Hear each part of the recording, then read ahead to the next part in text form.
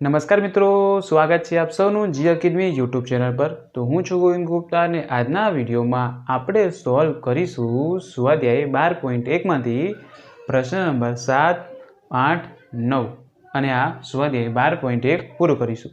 Okay, છેલ્લા 3 દાખલાઓ છે પૃષ્ઠ પર આધારિત, બહુ મજાનો દાખલો છે। ઓકે, દાખલા નંબર 7 શું કહે છે? હવે તમે ફિલ્મમાં તંબુ જોયો હશે। ઓકે, તંબુનો જે આ ભાગ હોય છે એ નળાકાર જેવું હોય છે અને ઉપર શંકુ આકારનું હોય છે, એના આધારે આ પ્રશ્ન છે। ઓકે, અને આ તંબુ કેનવાસનું એટલે કાપડનું બનેલું છે એવું માની ચાલો। ઓકે, તંબુ કાપડનું જ બનેલું હોય। ઓકે, પ્રશ્નમાં શું કહ્યું છે? એક તંબુનો આકાર નળાકાર ભાગ ઉપર શંકુ મૂકવામાં આવેલ હોય તેવો છે। જો આ નળાકાર ભાગ છે અને આ શંકુ આકાર છે। ઓકે, જો નળાકાર ભાગની ઊંચાઈ અને વ્યાસ અનુક્રમે 2.1 એટલે નળાકાર ભાગની ઊંચાઈ 2.1 છે અને વ્યાસ શું છે 4 મીટર। ઓકે, હોય તો ઉપરના ભાગની તિર્યક ઊંચાઈ 2.8 મીટર મળે છે। સમજાયું? તો આ તંબુ બનાવવા માટે વપરાતા કેનવાસનું ક્ષેત્રફળ શોધો। હવે તંબુ બનાવવા માટે વપરાતા કેનવાસનું ક્ષેત્રફળ એટલે આપણે કેનવાસનું ક્ષેત્રફળ શોધવું છે। એટલે તો જો આપણે શંકુની વક્ર સપાટી પર હાથ ફેરવી શકીએ તો એટલા વિસ્તારમાં આપણને શું મળશે? કેનવાસનું કાપડ મળી જશે। કાપડનું ક્ષેત્રફળ, કેનવાસ એટલે જ કાપડ। ઓકે, અહીં જે કાપડ એ કેનવાસ પ્રકારનું છે। સમજાયું? હવે બીજું, નળાકારની વક્ર સપાટીનું ક્ષેત્રફળ શોધીશું, તે વપરાતું કાપડ મળી જશે, બંનેને એડ કરીશું તો કેનવાસનું ક્ષેત્રફળ મળશે। એટલે કેનવાસના કેટલા ક્ષેત્રફળમાંથી આ તંબુ બનાવવામાં આવ્યું છે એવું પૂછ્યું છે। તદુપરાંત એવું પૂછ્યું છે, જો કેનવાસનો ભાવ 500 રૂપિયા પ્રતિ મીટર સ્ક્વેર હોય એટલે 1 મીટર સ્ક્વેરનો ભાવ 500 રૂપિયા હોય તો આ જેટલું કેનવાસ આપણે લીધું છે તંબુ બનાવવા માટે એના કેટલા રૂપિયા આપવા પડે એ પૂછ્યું છે। ઓકે, સમજાયો પ્રશ્ન? ઇઝી પ્રશ્ન છે। અહીંયા વસ્તુ પ્રશ્નમાં બીજું કહ્યું છે, જે નળાકાર છે એટલે તંબુનો જે તળિયું છે વર્તુળાકાર, એને કેનવાસથી ઢાંકવામાં નથી આવ્યો, એને અવગણવાનો છે। તો અહીંયા આપણી પાસે નળાકારની વક્ર સપાટી શોધીશું, કારણ કે જેટલું કાપડ વપરાયું છે નળાકાર બનાવવા માટે તો આપણે વક્ર સપાટીથી મળી જાય। અને તંબુ બનાવવા માટે ઉપરનો ભાગ બનાવવા માટે કેટલું કાપડ વપરાયું છે એ શોધવા માટે આપણે શું શોધીશું? શંકુની વક્ર સપાટીનું ક્ષેત્રફળ। અને શંકુની વક્ર સપાટીનું ક્ષેત્રફળ શું થાય? યાદ કરો, πr l। શું થાય? πr l। આપણને l આપી છે, r મળી જશે કેવી રીતે? જો નળાકારની અને આજે શંકુનું r કેટલું હશે? 2 મીટર। કેમ? આ વ્યાસનું અડધું 2 થઈ ગયા। સમજાયું? બધી વસ્તુ આવી ગઈ। હવે આપણે આને સોલ્વ કરીશું। જો કઈ રીતે? જો શંકુની ત્રિજ્યા બરાબર નળાકારની ત્રિજ્યા બરાબર r અને r બરાબર 2 મીટર, બંનેની એક જ ત્રિજ્યા છે। બીજું, શંકુની તિર્યક ઊંચાઈ આપી છે, શંકુની તિર્યક ઊંચાઈ આપણે l કહીએ છીએ, અને શું આપી છે? 2.8 મીટર। બીજું, નળાકારની ઊંચાઈ આપી છે, નળાકારની ઊંચાઈ જેને આપણે h કહીશું, h બરાબર ઓકે શું મળશે? 2.1 મીટર। હવે કેનવાસ બનાવવા માટે વપરાતું ક્ષેત્રફળ, કેનવાસનું ક્ષેત્રફળ, ઓકે, તો કઈ રીતે મળશે? નળાકારની વક્ર સપાટીનું ક્ષેત્રફળ અને શંકુની વક્ર સપાટીનું ક્ષેત્રફળ। સમજાયું? ત્યાં એટલું જ કાપડ વપરાશે, આપણે અંદર તો કાપડ ઘૂસવાનું નથી। સમજાયું? જો તંબુ બનાવવા માટે વપરાતા કેનવાસનું ક્ષેત્રફળ બરાબર કોનો સરવાળો? નળાકારની વક્ર સપાટીનું ક્ષેત્રફળનો સરવાળો। નળાકારની વક્ર સપાટીનું ક્ષેત્રફળ। ઓકે, ટૂંકમાં લખ્યું છે, જગ્યા ઓછી છે એટલા માટે તમે ફૂલ ફોર્મમાં લખજો। નળાકારની વક્ર સપાટીનું ક્ષેત્રફળ પ્લસ શંકુની વક્ર સપાટીનું ક્ષેત્રફળ। સૂત્ર તમને આવડતા હશે એવું માની ચાલીશ। નળાકારની વક્ર સપાટીનું ક્ષેત્રફળ શું થાય? 2πr h શંકુની વક્ર સપાટીનું ક્ષેત્રફળ પાઈ આર એલ તમને આવડતું હશે એવું માની ચાલીસ. સૂત્ર આવડવું બહુ જરૂરી છે. જે વસ્તુ કોમન દેખાય છે એને કોમન લઈ લો. પાઈ કોમન આવશે, આમાંથી આર કોમન આવશે. ઓકે, પાઈ કોમન, આર કોમન, અંદર શું હશે 2h પ્લસ એલ. જો કોમન એટલા માટે જો 2 પાઈ અને h આ સૂત્ર આવી ગયું, 2 પાઈ અને એલ, 2 પાઈ આર અરે પાઈ એલ. હવે જો અને અહીં પાઈની કિંમત 3.14 લો એવું કીધું નથી, તો આપણે શું લઈશું 22 સપ્તમાંશ. 22 સપ્તમાંશ. આર બરાબર શું આપ્યું છે? ત્રિજ્યા કેટલી છે બંનેની? 2. કૌંસમાં 2h, h એટલે નળાકારની ઊંચાઈ 2.1, 21 દુ 42, તો 2 એટલે 4.2 પ્લસ એલ. એલ કેટલું છે? 2.8. 2.8. ઓકે, હવે અહીંયા કરીએ 44 ગુણ્યા 2 44 ભાગ્યા 7 ગુણાકાર કરો. હવે બંને સરવાળો કરો. પોઈન્ટ જો પોઈન્ટની આ બાજુ છે એનો સરવાળો પહેલાં થશે. ઓકે, 8 ને 2 10ની શૂન્ય વધી પડી 1 વધ્યો, 2 ને 4 6 અને 1 7. 7.0 તો આપણે એને 7 પણ લખી શકીએ છીએ. ઓકે, તમને આ જો ફરીથી કરી દો, અમુકને ખબર નહીં પડે. જો પોઈન્ટવાળા જો પોઈન્ટની આ બાજુ શું હશે? આ 10 થઈ ગયા, 1 મૂક્યા, આ 7 થઈ ગયા. હવે 7.0 લખો છો એનો મતલબ અહીં પોઈન્ટ છે, 10 મૂકીએ તો 0 ઉડી જાય, તો ડાયરેક્ટ આપણે શું લખી શકીએ? 7 લખી શકીએ છીએ. ઓકે, આ જાણકારી તમને હોવી જોઈએ. આ 7 ઉડી ગયા, શું વધ્યું? 44 મીટર સ્ક્વેર. આ શું આવ્યું? વપરાતા કેનવાસનું ક્ષેત્રફળ. આટલું ક્ષેત્રફળવાળું કેનવાસ વપરાશે. હવે તમને એ પૂછ્યું છે 500 રૂપિયા પ્રતિ 1 મીટર સ્ક્વેરનો 500 રૂપિયા ભાવ હોય તો વપરાતા કેનવાસની કિંમત શોધો. તમે જાતે શોધી શકો છો. તમે નાના ધોરણમાં કરતા શું 1 મીટર સ્ક્વેર કેનવાસની કિંમત શું છે? 500 રૂપિયા છે. ઓકે, તો માટે 44 મીટર સ્ક્વેર કેનવાસ માટે તો 44 ગુણ્યા 500 કરીએ ભાગ્યા 1 ના લખીએ તો ચાલે, બંનેનો ગુણાકાર કરી દો. ઓકે, તો તમને વળી જશે. આ ગુણાકાર તમે જાતે કરી શકો છો. અને નીચે લખવાનું આમ વપરાતા કેનવાસની કિંમત આટલી છે. ઓકે, સમજમાં આવ્યા? દાખલો ઇઝી છે. દાખલા નંબર 8 તરફ જઈએ. જો દાખલા નંબર 8. તો પ્રશ્ન નંબર હવે આપણે 8 સોલ્વ કરીશું. પ્રશ્ન નંબર 8 થોડો જટિલ છે પરંતુ સમજવા માટે થોડું ઇઝી છે. જેમ કે પ્રશ્ન નંબર 8માં શું કહ્યું છે? પહેલાં પ્રશ્ન વાંચી લઈએ, પછી પ્રશ્ન આપણે આ એક ડબ્બો છે નળાકાર આકારનો એના દ્વારા સમજીશું. ઓકે, શું કહ્યું છે? નળાકાર પદાર્થની કુલ ઊંચાઈ 2.5 સેમી અને વ્યાસ 1.4 સેમી આપેલો છે.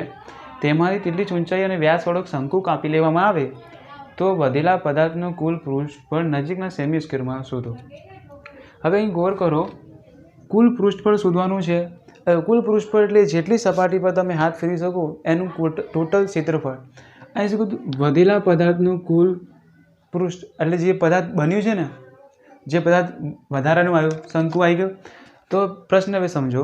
મારી પાસે આ નળાકાર સમજી લો. ઓકે, હવે જે નળાકાર છે જેની ઊંચાઈ 2.4 સેમી છે, ઊંચાઈ 2.4 સેમી છે અને વ્યાસ એટલે આ બાજુનો વ્યાસ. ઓકે, આખું માપ કેટલું છે? 1.4 સેમી. ઓકે, હવે હું અહીંયા ડ્રિલિંગ કરું છું મશીનથી. ઓકે, મશીનથી ડ્રિલિંગ કરતાં હું એક શંકુ બનાવું છું અહીંયા. ઓકે, આટલા ભાગમાં શંકુ બની જશે. જો ડ્રિલિંગ કરશો, શંકુ બનાવતા તમે અહીં શંકુ બનાવશો તો આટલો ભાગ શંકુ આકારનો થઈ જશે. આટલો ભાગ શંકુ આકારનો થઈ જશે ઉપરથી જોતા.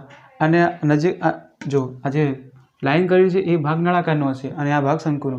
હવે પૂછ્યું છે પદાર્થનું કુલ પૃષ્ઠફળ. પદાર્થનું કુલ પૃષ્ઠફળ એટલે જેટલી સપાટી પર તમે હાથ ફેરવી શકો એટલી સપાટીનું ક્ષેત્રફળ. તો પહેલાં નળાકારમાં જુઓ. નળાકારની વક્ર સપાટી પર હવે હાથ ફેરવી શકીએ છીએ આપણે. અને નળાકારનું તળિયાનું ક્ષેત્રફળ પર આપણે હાથ ફેરવી શકીએ. ઓકે, નળાકારનું તળિયું કેવું છે? ગોળ.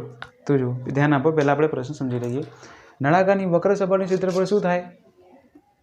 2 પાઈ આર એચ. ઓકે, નળાકારની તળિયાનું ક્ષેત્રફળ વર્તુળ છે.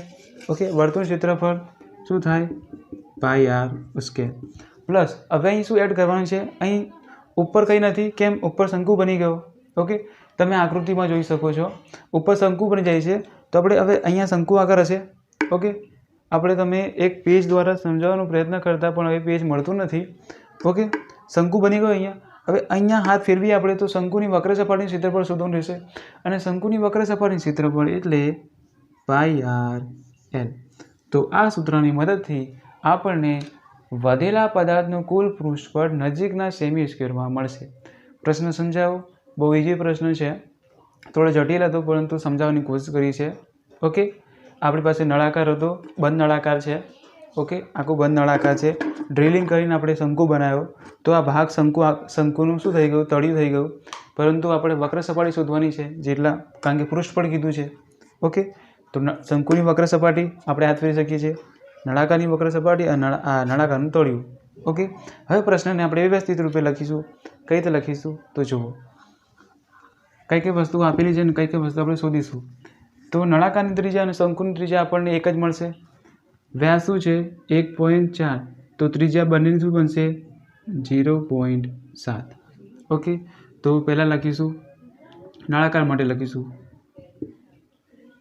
નળાકારની અને શંકુની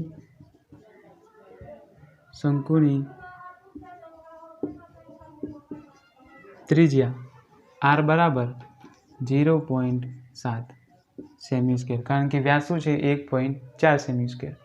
હવે યાદ રાખો, આપણે શંકુની વક્ર સપાટી જોઈએ છીએ તો πr_l થાય છે. અહીંયા આપણે l શોધવાનું રહેશે, તિર્યક ઊંચાઈ.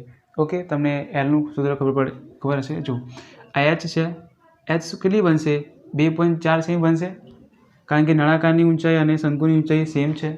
તો આપણે અહીંયા l લાવીશું. ઓકે, જો નળાકારની ઊંચાઈ બરાબર શંકુની ઊંચાઈ. ઓકે, બરાબર h લઈશું, બંનેની ઊંચાઈ સમાન છે એટલે 2.4 સેમી. અહીંયા આપણને જરૂર પડશે શંકુના તિર્યક ઊંચાઈ એલની. શંકુની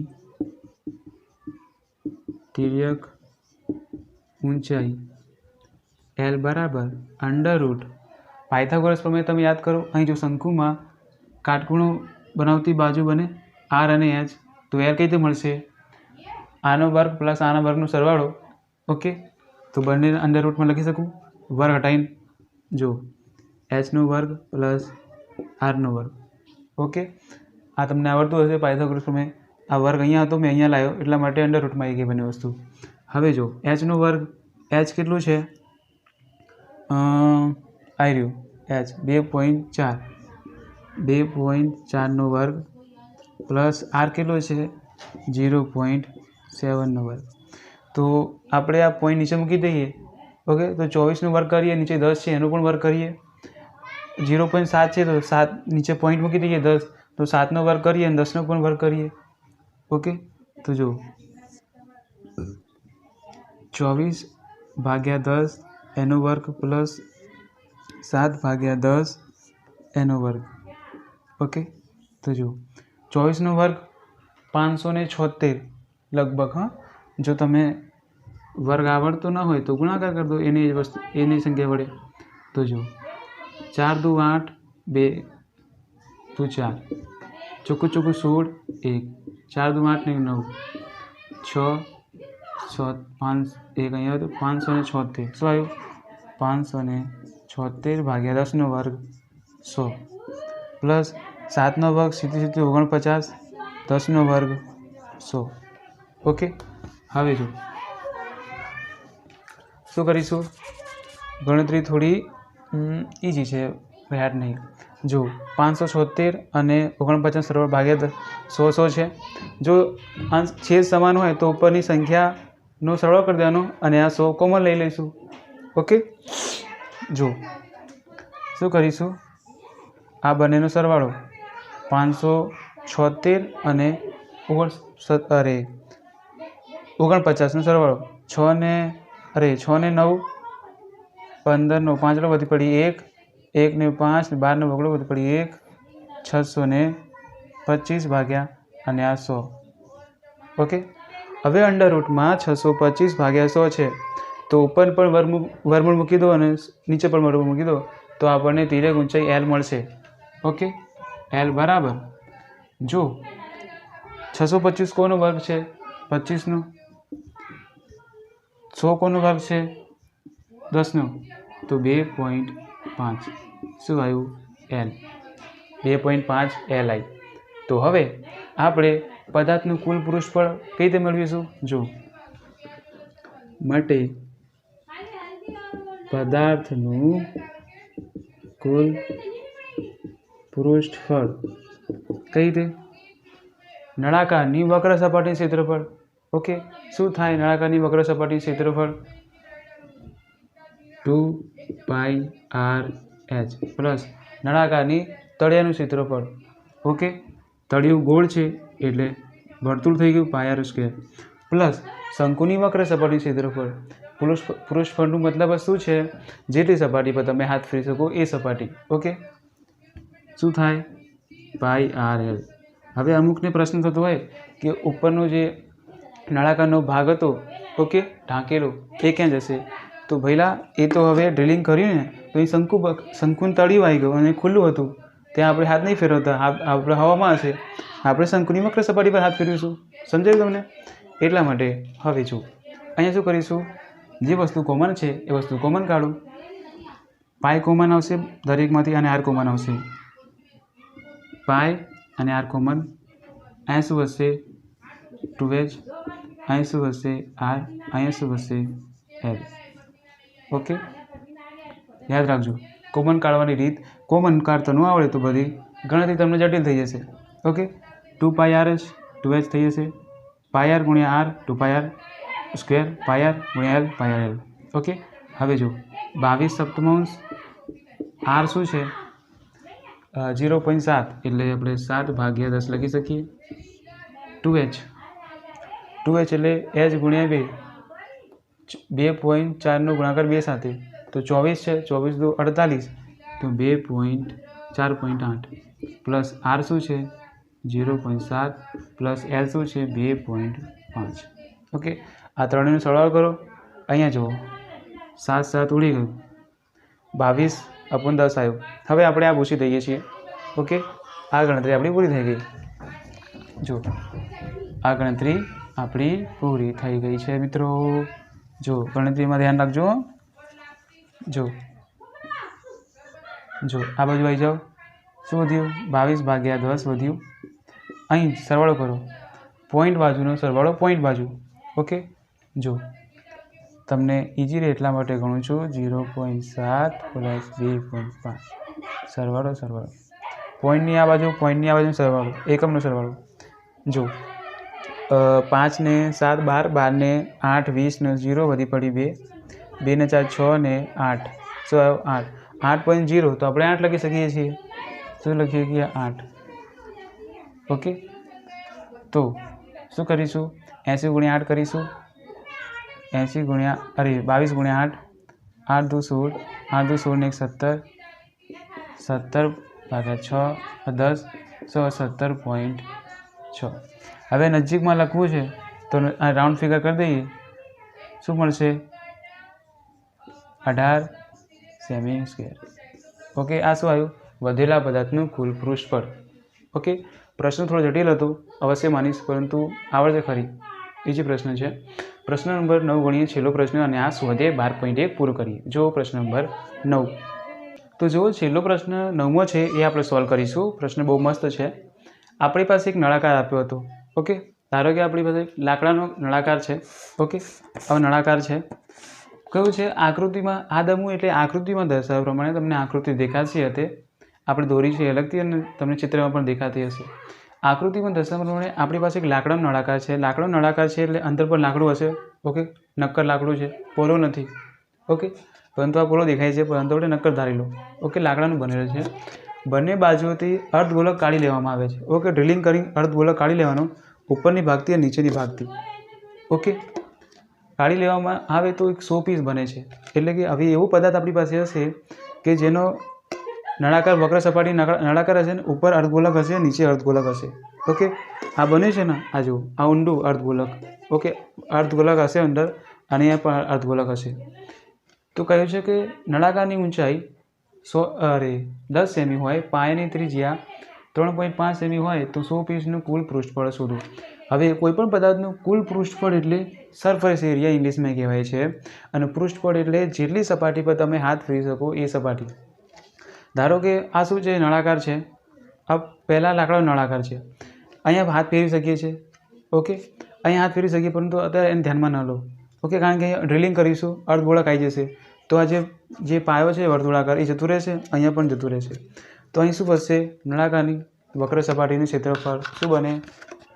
2πr/h. શું બને? 2πr/h પ્લસ અહીંયા અર્ધગોળક આવી ગયો આના જેમ. તો હવે વક્ર સપાટીનું ક્ષેત્રફળ એટલે આપણે હાથ ફેરવાનું છે કુલ પૃષ્ઠફળ જોવા માટે. અહીંયા હાથ ફેરવી શકીએ ટોટલ વિસ્તારમાં એ નળાકારનું વક્ર સપાટીનું ક્ષેત્રફળ. અહીંયા હાથ ફેરવી શકીએ અર્ધગોલકનું વક્ર સપાટીનું ક્ષેત્રફળ. શું થાય?